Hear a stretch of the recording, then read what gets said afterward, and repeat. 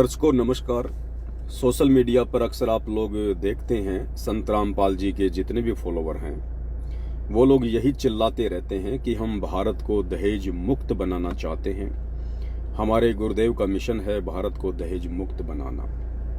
उनके गुरुदेव का तो मिशन हो सकता है, लेकिन मुझे नहीं लगता कि वर्तमान में संत रामपाल जी के जो फॉलोवर हैं संत रामपाल जी के जेल जाने के बाद उनके मिशन को फॉलो कर रहे हैं।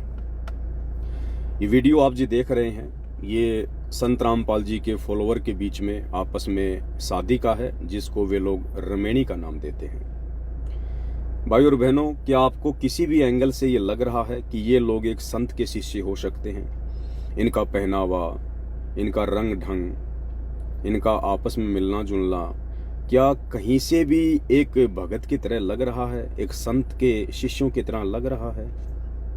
और ऊपर से कहते हैं कि हम भारत को दहेज मुक्त बनाना चाहते हैं। हम संत रामपाल जी के फॉलोवर ना दहेज में 1 रुपया लेते हैं, ना किसी को 1 रुपया देते हैं। दहेज तो राक्षस है।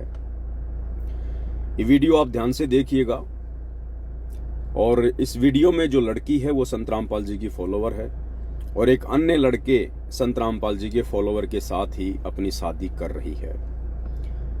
भाई और बहनों, आजकल आप देखते होंगे दहेज लेने का एक नया ट्रेंड चल पड़ा है। पहले के समय में जब लोग अपनी बहन बेटी की शादी किया करते थे और जो भी वो दहेज दिया करते थे, सामान दिया करते थे, बेड, कूलर, फ्रिज, बर्तन वगैरह, साइकिल वगैरह, मोटरसाइकिल वगैरह, तो उसका प्रदर्शन किया करते थे। लोग उसको देखा करते थे कि दहेज में क्या क्या दिया है। लेकिन आजकल एक ट्रेंड चल गया है, इस प्रकार से दहेज लेने को सार्वजनिक तौर पर लोग अपनी बेइज्जती मानते हैं। तो लोगों ने नगद लेना शुरू कर दिया।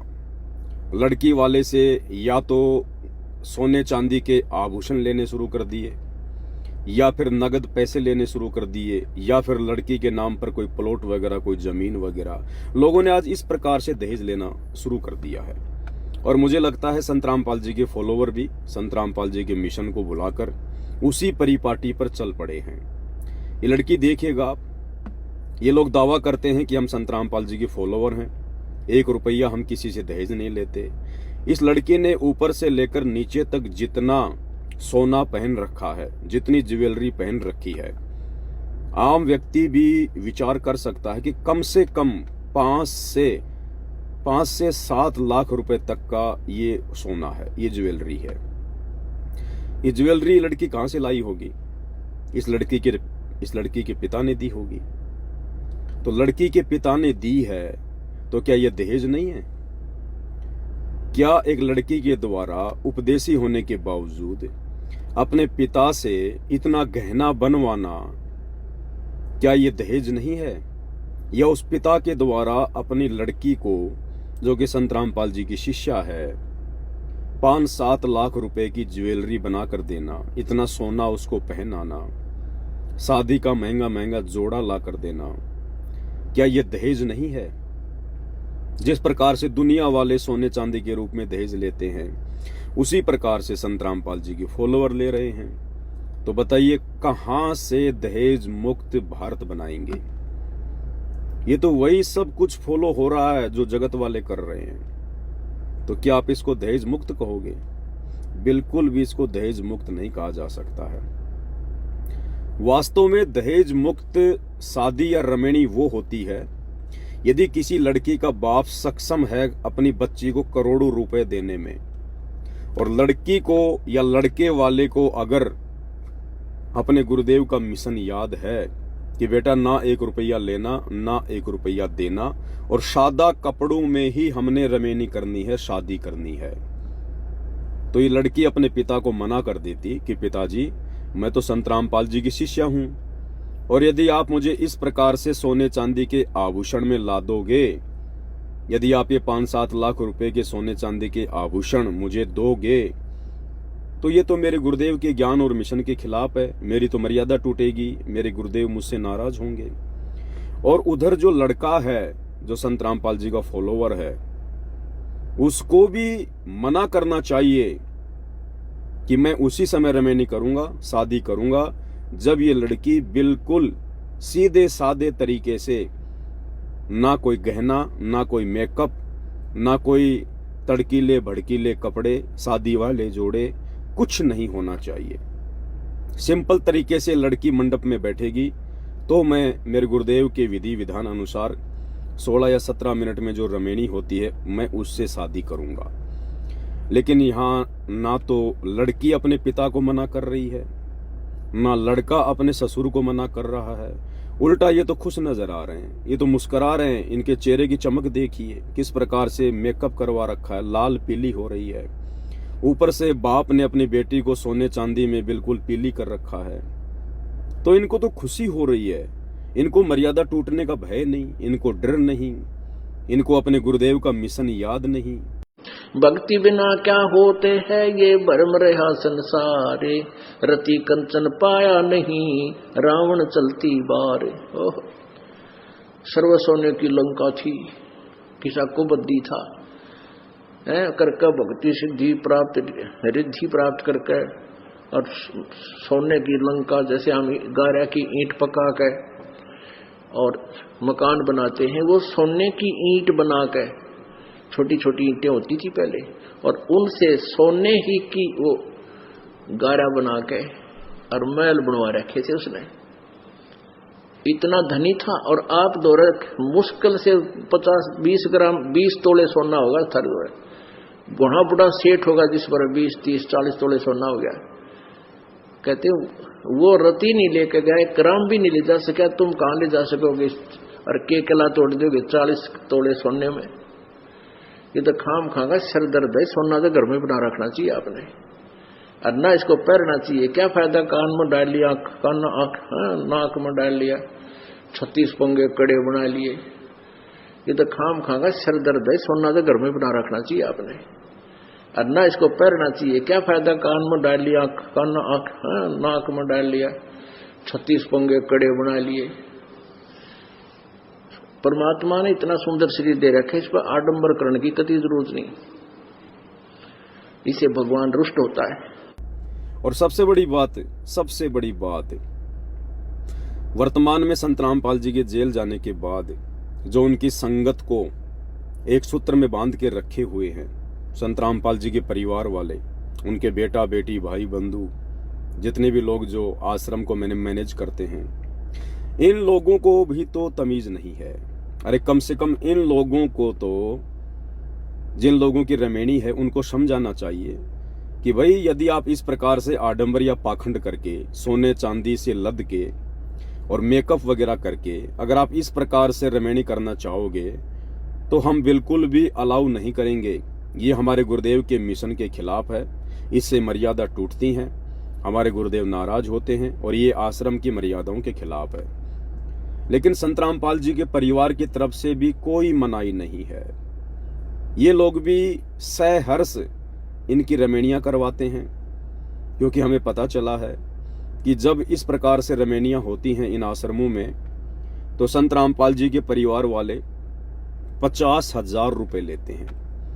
यानी संत रामपाल जी के मिशन में, उनके मार्ग में एक पाठ करवाना होता है जो कि 25,000 रुपए का है। तो जब भी किसी लड़के या लड़की की रमेणी होती है तो दोनों पक्षों से 25,000 रुपए एक पाठ के रूप में लिए जाते हैं। उसके बाद उनकी रमेणी होती है, या उन लोगों को संकल्प करना पड़ता है कि हम लोग पाठ का संकल्प करते हैं और धीरे धीरे हम आपको इन आश्रमों में पैसा दे देंगे। तो भाई मुझे नहीं लगता कि किसी भी प्रकार से ये जो शादी विवाह हो रहे हैं वर्तमान में, ये संत रामपाल जी के मिशन के अकॉर्डिंग हो रहे होंगे। पहली बात तो संत रामपाल जी का परिवार, आश्रम मैनेजमेंट ही दोनों पक्षों से 25,000 रुपए लेकर दहेज ले रहा है। उसके बाद लड़की अपने बाप से दहेज ले रही है, सोने चांदी के रूप में ले रही है। बाप अपनी बेटी को दहेज दे रहा है सोने चांदी के रूप में, 5-7 लाख रुपए का गहना पहना कर। लड़का जिसकी रमेणी है वो भी मना नहीं कर रहा, इसका मतलब वो भी दोषी हो रहा है। वो भी दहेज मुक्त भारत के खिलाफ है, दहेज मुक्त शादियों के खिलाफ है। और सोचिए जब ये लोग इस प्रकार से शादी के समय इतना आडंबर, इतना पाखंड कर रहे हैं, अपने गुरुदेव की मर्यादाओं को तोड़ रहे हैं, भला इनकी शादी होने के बाद जब ये अपने घर पर जाएंगे तो इनके माता पिता अपने रिश्तेदारों के लिए, अपने समाज वालों के लिए क्या कुछ नहीं करेंगे। वो लोग डीजे भी बजाएंगे, रिसेप्शन पार्टी भी देंगे, अपने समस्त रिश्तेदारों को बुलाकर सब कुछ करेंगे। तो भाई और बहनों, वर्तमान में संत रामपाल जी के दहेज मुक्त मिशन की आड़ में खुद संत रामपाल जी का परिवार ही उनके मिशन को बर्बाद कर रहा है, बिगाड़ रहा है। अन्यथा संत रामपाल जी के परिवार को पहले ही, जैसे ही संत रामपाल जी जेल में गए और उसके बाद इन लोगों ने आश्रम खोले, उसी समय से इन लोगों को ये नियम पारित कर देना चाहिए था कि इस आश्रम की तरफ यदि कोई कदम बढ़ाएगा तो संत रामपाल जी के प्रत्येक नियम को फॉलो करना पड़ेगा। अन्यथा हमें ऐसे भक्तों की कोई आवश्यकता नहीं है। ना हम किसी के दान धर्म के भूखे हैं, ना हम किसी की संपत्ति के भूखे हैं, लेकिन ऐसा बिल्कुल नहीं है। असल में संत रामपाल जी का परिवार भक्तों के दान धर्म का ही भूखा है। कहते नकबे सर नकबा बनी पैर थी हार हमेल, 1-1 लाख के गहने पहरा करती, आज वो सुंदरी से कुतिया बनी देख साहिब के खेल। तो पुण्यात्मा, ये इन बातों से डर लगना चाहिए। इन बातों से डर लगने लगेगा, मालिक में रुचि बनेगी और भजन करने को दिल करेगा। और ये लोग दिखावा जो ड्रामा है, नाचा कूदी, ये बकवाद मन में आवे को नहीं।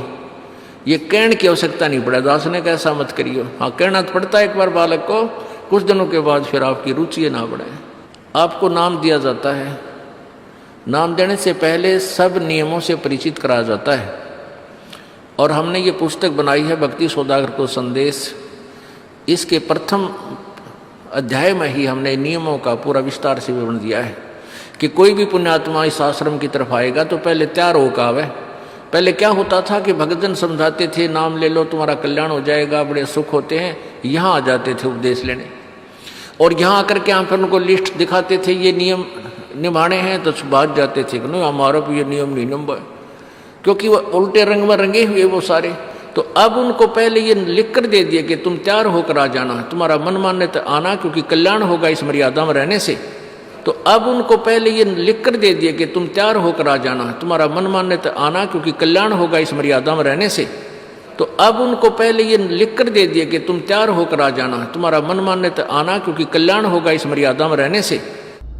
और इन भूखे लोगों को संत रामपाल जी की मर्यादाओं से, उनके भक्ति विधान से कोई लेना देना नहीं है। इनको केवल पैसा चाहिए, माया चाहिए। भाड़ में जाए संत रामपाल जी, भाड़ में जाए संत रामपाल जी का मिशन। तो भाई और बहनों, ये हकीकत है जो आपकी आंखों के सामने है। ये लड़की आप देख सकते हैं किस प्रकार से इसने 5-7 लाख रुपए के गहने पहन रखे हैं। इसके हाथों को देखिए आप। ओ हो, हे भगवान। अनिल अंबानी के बेटे की शादी में उसके बेटे की बहू राधिका अंबानी ने भी इतना सोना नहीं पहना होगा, इतनी सज धज के शादी के मंडप में नहीं बैठी जितना कि संत रामपाल जी के फॉलोवर बैठ रहे हैं। तो कहां से ये लोग भारत को दहेज मुक्त बनाएंगे? ये तो समाज को उल्टा बिगाड़ रहे हैं। इनकी करनी और कथनी में रात दिन का अंतर है। करनी तज कथनी कथे, अज्ञानी दिन रात, कुत्ते जूं भौंकत फिरे, सुनी सुनाई बात।